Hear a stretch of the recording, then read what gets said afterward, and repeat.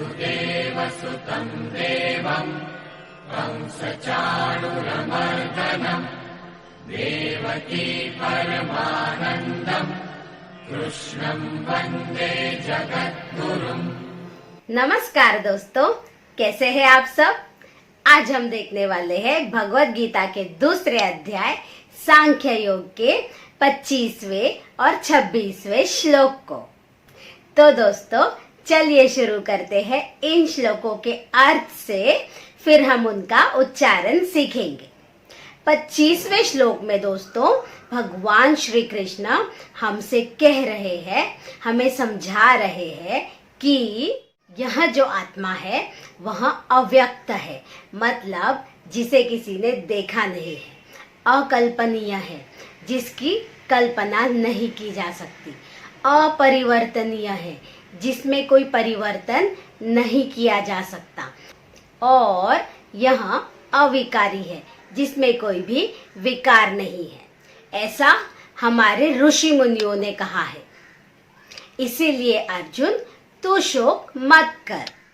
दोस्तों अगर आत्मा को किसी ने देखा नहीं है तो फिर हम यह कैसे कह सकते हैं कि आत्मा होती है। तो दोस्तों इसका जवाब यह होगा कि अनेकों साइंटिस्ट ने बहुत सारे रिसर्चेस किए हैं और बताया है कि हमारा ये जो शरीर है वो कैसे काम करता है। और उन्होंने यह भी बताया है कि जब हम खुश होते हैं, जब हम दुखी होते हैं, तो अलग अलग प्रकार के हार्मोन्स प्रोड्यूस होते हैं जो हमारी बॉडी पे इफेक्ट करते हैं, जिसका प्रभाव हमारे शरीर पर होता है। मगर दोस्तों यह सारे फीलिंग्स फील कौन करता है?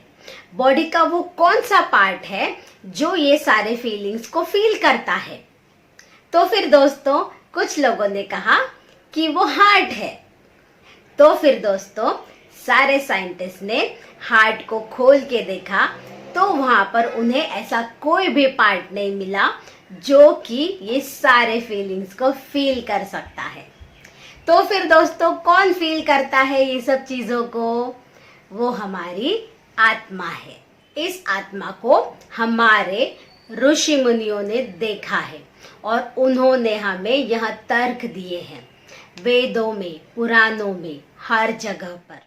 दोस्तों अब आप मुझसे ऐसा भी सवाल कर सकते हैं कि ऋषि मुनियों के ज्ञान पर हम विश्वास कैसे करें? हम तो साइंटिफिक रिसर्च पर बिलीव करेंगे। तो फिर दोस्तों ये वही ऋषि मुनि है जिन्होंने पाइथागोरस थ्योरम का इन्वेंशन किया, जिन्होंने ग्रेविटेशनल फोर्स का इन्वेंशन किया, जिन्होंने सारे प्लैनेट्स इन्वेंट किए, गैलीलियो के इंस्ट्रूमेंट इन्वेंट करने के पहले, और कई सारे विषयों पर उन्होंने अपना ज्ञान दिया है। हमारे सारे वेदों और पुराणों में यह सारी साइंटिफिक नॉलेज नोटेड है संस्कृत लैंग्वेज में। फिर वो चाहे ऋग्वेद हो, भागवत पुराण हो, शिव पुराण हो, सुश्रुत संहिता हो, चाहे कुछ भी हो, हमारे पास सारे ज्ञान का भंडार पहले से ही था।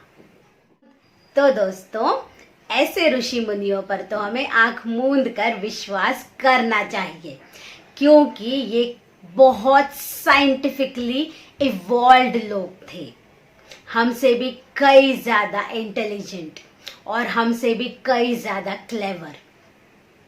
अब दोस्तों चलिए बढ़ते हैं 26वें श्लोक की तरफ।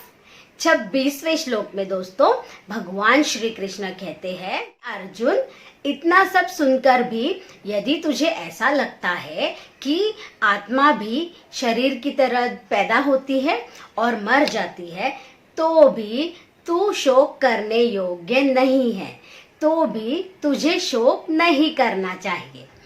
दोस्तों भगवान श्री कृष्ण ने इन श्लोकों में सिर्फ हमारे भगवानों की ही नहीं बल्कि हमारे ऋषि मुनियों के बारे में भी बताया है कि वो कितने ज्ञानी थे।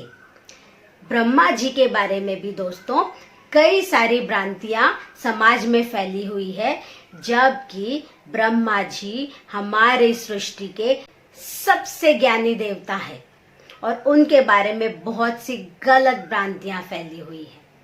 महाभारत और द्रौपदी के बारे में भी बहुत सी गलत धारणाएं हैं जिन्हें हम बाद में कवर करेंगे। क्या द्रौपदी के 5 पति थे? हम इस बारे में जरूर चर्चा करेंगे दोस्तों आगे के श्लोकों में। मगर आपको जवाब पता होना चाहिए। अगर आपको भगवान पर और अगर आपको अपने धर्म पर पूरा विश्वास है तो फिर आपको इस बात का जवाब पता होना चाहिए। किसी भी इंसान की बातों पर मत जाइए दोस्तों।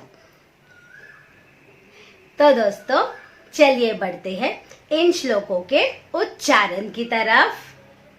25वें श्लोक में दोस्तों पहला वर्ड जो है वो बहुत बड़ा है, तो हम उसे स्प्लिट करेंगे हाफ और हाफ में ताकि हम उसे ट्यून में रीड कर सके।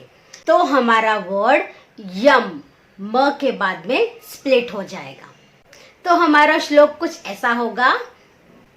अव्यक्तो यम चिन्त्यो यम, फर्स्ट हाफ, म का हाफ इस तरफ जाएगा फर्स्ट हाफ के साथ और उसका अ जाएगा सेकेंड हाफ के साथ।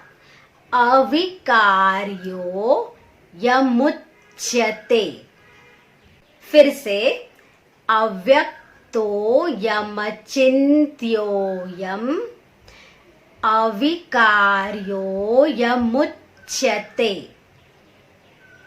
Next line, तस्मादेवं विदित्वैनं नानुशोचितुमर्हसि।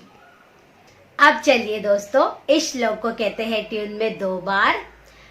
अव्यक्तो यमचिन्त्यो यम, अविकार्यो यमुच्यते, तस्मादेवं विदित्वैनं नानुशोचितुमर्हसि। फिर से अव्यक्तो यमचिन्त्यो यम, अविकार्यो यमुच्यते, तस्मादेवं विदित्वैनं नानुशोचितुमर्हसि। अब चलिए दोस्तों बढ़ते हैं हमारे 26वें श्लोक की तरफ। अथ चैनं नित्यजातं नित्यं वा मन्यसे मृतं, तथापि त्वं महाबाहो नैनं शोचितुमर्हसि। अब चलिए इस श्लोक को कहते हैं ट्यून में 2 बार। अथ चैनं नित्यजातं नित्यं वा मन्यसे मृतं, तथापि त्वं महाबाहो नैनं शोचितुमर्हसि।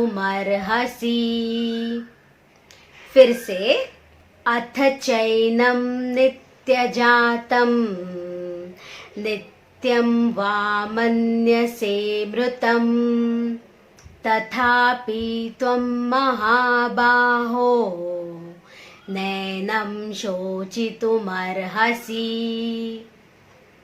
यहाँ खत्म होते हैं हमारे दोनों श्लोक। तो दोस्तों हमारे ऋषि मुनियों ने जो भी साइंटिफिक नॉलेज दी है, आपको ये सारी नॉलेज डिकोडिंग वैदिक साइंस इस फेसबुक पेज पर मिल जाएगी। यहाँ बहुत ही जबरदस्त पेज है दोस्तों, इसे जरूर विजिट कीजिए और अपने सनातन धर्म की क्या ब्यूटी है वो देखिए। इसका लिंक मैं नीचे डिस्क्रिप्शन बॉक्स में भी दे दूंगी दोस्तों। तो दोस्तों मेरे साथ बने रहिए, भगवत गीता नित्य पढ़ते रहिए और यहाँ तक देखने के लिए और मुझे सपोर्ट करते रहने के लिए धन्यवाद।